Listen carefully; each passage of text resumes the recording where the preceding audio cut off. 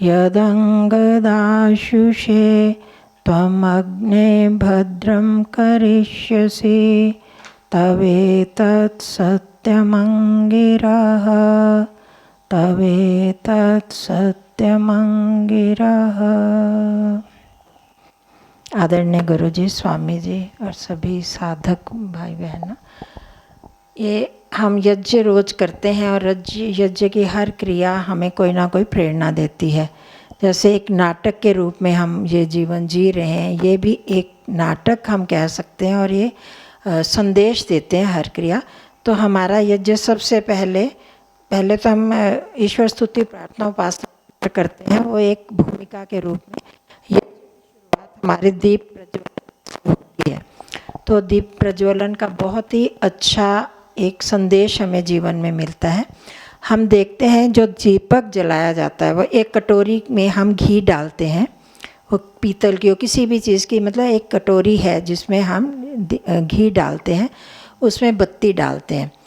तो वो जब तक हम देखते हैं कि जब घी उसमें डला रहता है, जब तक वो बत्ती जो प्रकाश देती रहती है और स्वयं नहीं जलती, तो घी ही जलता है, बत्ती नहीं जलती। जैसे ही घी समाप्त होने लगता है तो बत्ती काली होने लगती है और वो जलने लगती है। यही जो कटोरी है वो हमारे हृदय का प्रतीक है।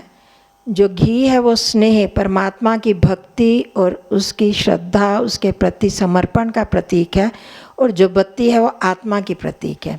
जब तक मेरे हृदय में परमात्मा की भक्ति, श्रद्धा का ये स्नेह भरा रहेगा, उसके प्रति प्रेम भरा रहेगा मेरे हृदय में, तब तक मैं आत्मा रूपी जो बत्ती है वो जलेगी नहीं, वो दुखी नहीं होगी।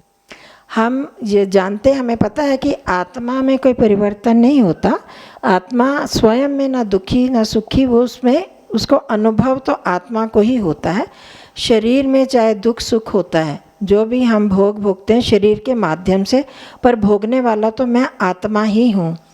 तो परंतु जब तक हमारे हृदय में परमात्मा के प्रति समर्पण की भावना, उनके प्रति विश्वास बना रहता है, तब तक हम दुखी नहीं होते। हम उसे अपने कर्मों का फल समझकर परमात्मा के प्रति समर्पण करके ही हम उसको भोगते हैं। और एक मतलब बड़ी श्रद्धा से तभी तक कर पाएंगे अगर परमात्मा के प्रति विश्वास होगा। विश्वास नहीं होता, डगमगा जाते हैं, तब हम दुखी होते हैं। तो ये जो मैंने मंत्र बोला यदंग दाशुषे, वो मंत्र भी हमें यही प्रेरणा देता है। अंग, हे परमात्मा आप अंग रूप हैं। जैसे ये हमारे अंग जो हैं हमारे साथ हमेशा रहते हैं और हर अंग हमें प्रिय होता है, इसी तरह वो परमात्मा भी मेरे लिए बहुत ही प्रिय परमात्मा है। जो उसको संबोधन किया, यदंग दाशुषे त्वम अग्ने भद्रम करिष्यसि। दाशुषे जो आपके प्रति आत्मा आदि का दान कर देता है। दाशुष होता है दान करने वाला, जो परमात्मा के प्रति अपने आत्मा आदि का दान कर देता है, शरीर इंद्रिय का दान कर देता है। क्या दान करना? परमात्मा को तो नहीं चाहिए कुछ भी। दान का मतलब कि उनके प्रति हम समर्पण कर देते हैं। मेरी जो इच्छा है, आत्मा का क्या गुण है? इच्छा करना, प्रयत्न करना। तो मेरी जो हर इच्छा हो, हर प्रयत्न हो, वो परमात्मा के लिए ही हो, यही आत्मा का दान है। और शरीर इंद्रियों से हम जो भी काम करें वो भी परमात्मा के प्रति ही, हम उसका उद्देश्य परमात्मा की प्राप्ति ही होना चाहिए। क्योंकि हम जो चाहते हैं जीवन में असली सुख, वो परमात्मा से ही मिल सकता है। तो उसके प्रति अगर हम समर्पित हुए रहते हैं तो त्वम अग्ने भद्रम करिष्यसि, हे अग्नि स्वरूप परमात्मन आप मेरा हमेशा भद्र ही करोगे। आज भी हमने मंत्र पढ़े, जो भी बार बार उसमें आता है हितकारी, हितैषी ईश्वर। जो परमात्मा है वो हमारा सदा हित करने वाले हैं।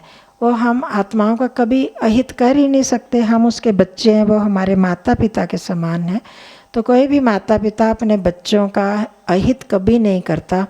हाँ, ये कि हमारी दृष्टि संकुचित है, हम नहीं जानते हमने पहले क्या क्या कर्म किए, हमारी क्या अपनी पृष्ठभूमि क्या है। हम गलत करते हैं, गलत सोचते हैं, फिर उसका न्यायकारी रूप में तो परमात्मा फल देंगे ही, पर हम उसमें अपना हित नहीं सोच पाते। पर वो प्रभु कर्मों का फल देते हुए भी इस प्रकार से कर्मों का फल देते हैं कि उसमें हमारा अंततः हमारा हित ही हो। वह कहीं भी हमारा अहित नहीं करेगा। तो मैं अपने जीवन में भी बहुत बार सोचती हूँ। एक बार मेरे को याद है कि शायद यहीं पर या मंझावली में बात हो रही थी, स्वामी नित्यानंद जी कहने लगे कि बापू आप कहते हैं कि ईश्वर हित करता है हमें, पर वो हमारे कर्मों का ही फल तो देता है परमात्मा, इसमें वो हमारे लिए क्या करते हैं। तो मैंने उनको कहा कि मैं अपने जीवन में देखती हूँ, देखो कर्मों का फल तो दिया परमात्मा ने, उस समय बहुत ज़्यादा स्वास्थ्य खराब था, अब भी जैसा भी है, तो वो कर्मों का फल देंगे, पाप रूप जो किए होंगे उनका फल दिया, परंतु साथ में ऐसी स्थिति दी, घर में ऐसे सदस्य दिए कि जो बहुत ही प्रेम श्रद्धा से हमारा सेवा करते हैं, वो जो कर्मों का फल है बड़ी अच्छी तरह से हम भुगत रहे हैं। ऐसे बड़े बड़े लोगों का संपर्क मिला, गुरु जी का, महान पुरुषों का, कि जिससे कि हम बड़ी अच्छी तरह से वो ज्ञान प्राप्त करके उस कर्म को अच्छी तरह से भोग पा रहे हैं, उसको दुख ना समझते हुए कर्मों का भोग भोगते हुए कर रहे हैं।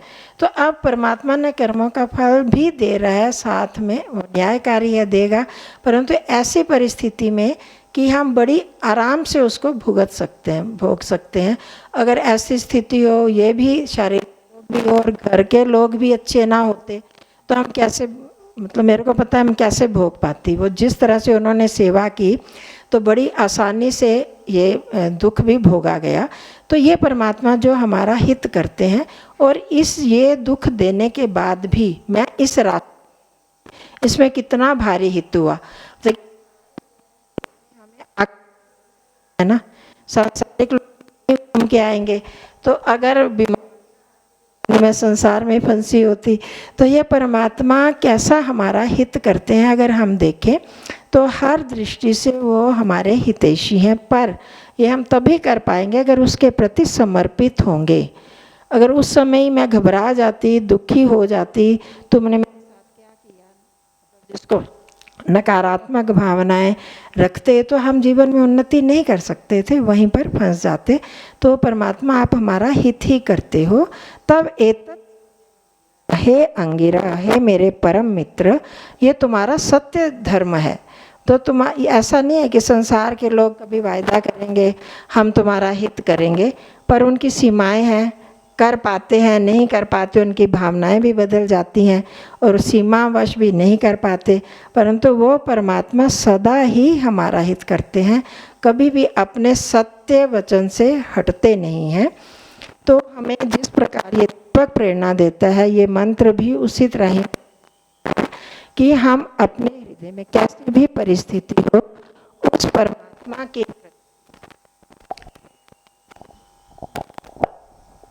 परमात्मा के प्रति अपना विश्वास रखें, उनके प्रति समर्पण करें। यही ईश्वर प्रणिधान भी है।